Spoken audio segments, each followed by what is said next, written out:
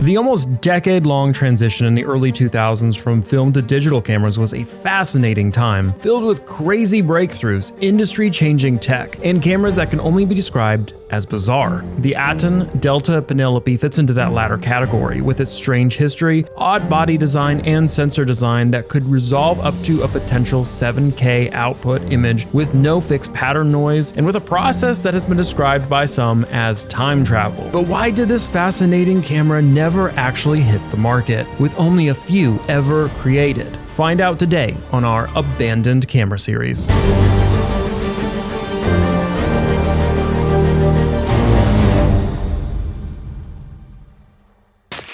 Aaton was a French motion picture equipment manufacturer based in Grenoble, France. It was founded by legendary engineer Jean-Pierre Beauviala. Jean-Pierre was born in South France in 1937 and went on to study electronics at the University of Grenoble. He went on to found Aaton in 1971 and released the Aaton 16mm camera, which included some pioneering features, including time code written on film, and it was considered the best 16mm documentary camera for handheld operating because it put all the bulk on the camera on the shoulder of the user instead of in front of him. The idea would become Aaton's motto of the cat on the shoulder, which we would hear about again with the Delta Penelope camera. Through his illustrious career, Jean-Pierre created over 50 patents in film, video, and audio technology, including things like the first digital audio recorder and the first handheld electronic stabilizer for cameras. He is widely regarded as one of the most important figures in the history of modern photography, and we wanted to make sure we at least recognize some of his achievements in this video. After creating several more film camera iterations over the decades, in 2008, Aaton released the Penelope 35mm camera, the last film camera it would ever make. Hi, this is Ian McCausland from Able Cinetech in Burbank, California, and today is our first look at the Aaton Penelope. The Penelope is a 2-perf or 3-perf movement 35mm camera. It's got an improved viewing system from previous models. It's quieter than previous Aaton 35s. A little easier to load, has a progressive scan tap, and has frame rates of 4 to 40 frames per second. This camera has been used in countless movies, including recently First Man, Jason Bourne, and Captain Phillips. It is the first camera in the world designed as a switchable Technoscope or 3-perf shooting solution, with a 2-perf native and a 3-perf user switchable. Beyond this, Aaton had farther-reaching plans for this camera with something called the Delta Project. This project was aimed at equipping the Penelope camera with a digital magazine, or as it was called in the press, a Digi-Mag. À l'heure actuelle, c'est la même chose, c'est-à-dire qu'on enlève le magasin film et on le remplace par un magasin avec un capteur digital, Dalsa, peut-être aussi au NAB, on verra. Avec la solution d'enregistrement intégrée. Dedans. Oui, ça marche. On a tous les éléments alors, il suffit de raffiner. Le raffinement, on sait bien que ça prend 4 fois le temps. Finding information about exactly what this would have looked like was a bit difficult, but I believe its early designs would have looked something similar to the Easy-Mag, which allows you to turn your old 16mm camera into a new 2K video camera, which special thanks to Jordie from our Discord group for helping with the research on this aspect of the camera. They had announced that this feature would be available for the camera in 2009, but during the development of the Delta project and the Digi-Mag, and with film quickly beginning to die off around that time, the project took a different turn. This resulted in a brand new digital cinema camera, the Aaton Delta Penelope, in 2010. Hey everyone, Mitch here at the NAB booth of Aaton. We're looking at the new Penelope prototype prototype for the Penelope Delta, which is their digital cinema back camera. The camera is the same as the film camera version. In fact, you can switch from film to digital in about half an hour, but this back part is all new. You have a beyond 4K delivery of image.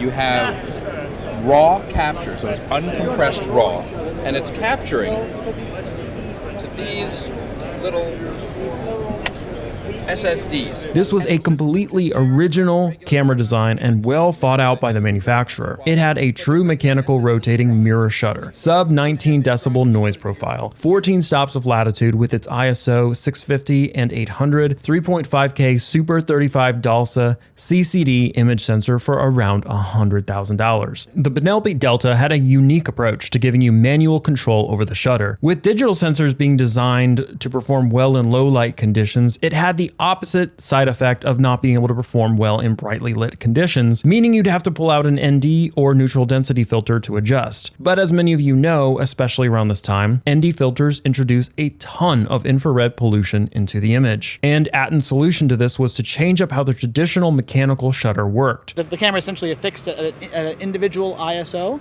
The shutter can actually change in a sort of Venetian blind style way to allow for more or less light through as it goes, as it spins. And that basically reduces the ISO of the camera. Really interesting. No NDs filters needed. So really clever design. The Penelope Delta allowed you to switch from the usual half-moon spinning mirror to a different set of shutter blades that would let in light through many little slits instead. This had the ability to reduce the ISO sensitivity from its standard 650 or 800 to around 80 to 100 ISO. Almost like a fully mechanical dual native ISO setting, which is in itself incredibly fascinating. Also, another interesting feature of this camera was that instead of using a CMOS sensor, they decided to use a CCD sensor. Well, John Brawley, or B-Raw-Lee, as I like to refer to him, one of the main alpha testers for Blackmagic Design, actually wrote about CCD sensors in the Penelope Delta camera. And he said that in an array of pixels in a sensor, a CCD sensor means each individual pixel or photosite goes right up to the edge of the next co-located photosite. And in a CMOS sensor, there is extra circuitry that occupies some of the surface area that would be devoted to gathering light on a CCD sensor. So essentially, the Penelope Delta had smaller gaps in its sensor between the image it gathered, meaning it would help almost eliminate aliasing in the image, creating a much crisper image than a CMOS sensor. Though, to be fair, CMOS sensors tend to be a bit more cost-effective, and that's why some speculate we don't see a lot of CCD sensors. And finally, the Penelope Delta had an insane sensor feature that allowed you to have the sensor move in place. This feature would move the sensor by half a pixel offset each frame, and this had the effect of randomizing the noise structure in the image. Okay, but it has this interesting mode where you can actually take the sensor, and it does it automatically, but it offsets the sensor in between frames by half a pixel and moves it around. And it's sort of emulating film grain that's always dancing around and changing with every frame. And not only did this help to remove issues with fixed pattern noise in the image, which is something we've seen multiple other cameras contend with early on in their existence, but it also could increase the resolution of the image over time. At least Aaton claimed it could. Get an increased resolution of looking at it, you know, in motion, as opposed to when you stop and look at one individual frame of film, it looks a little bit fuzzy. That's temporal resolution increase. By moving a 3.5K sensor around and then in post pulling that information out, you get a virtual 7K. And I know that's really technically heavy, but it's what makes this camera absolutely fascinating and even more tragic that it would eventually be abandoned by Aaton. And so why was this? Well, it was because of the Dalsa sensor.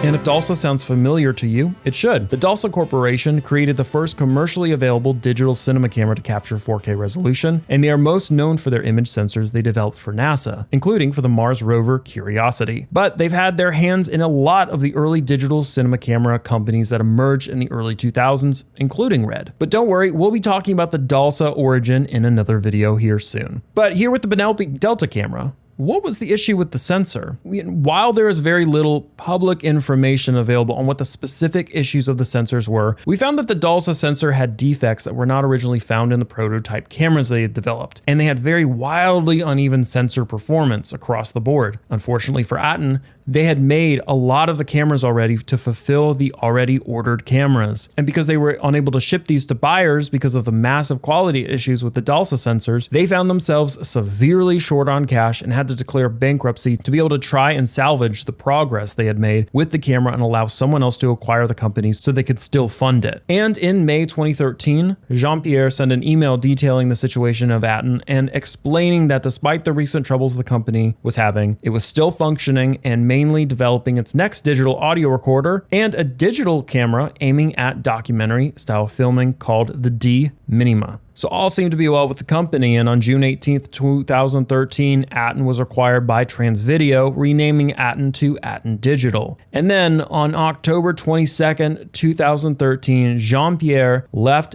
Aaton Digital, and they would discontinue the Penelope Delta camera and would reshift the company to a more audio production focus. This was the end of the Penelope Delta, which actually was ever only used in one project.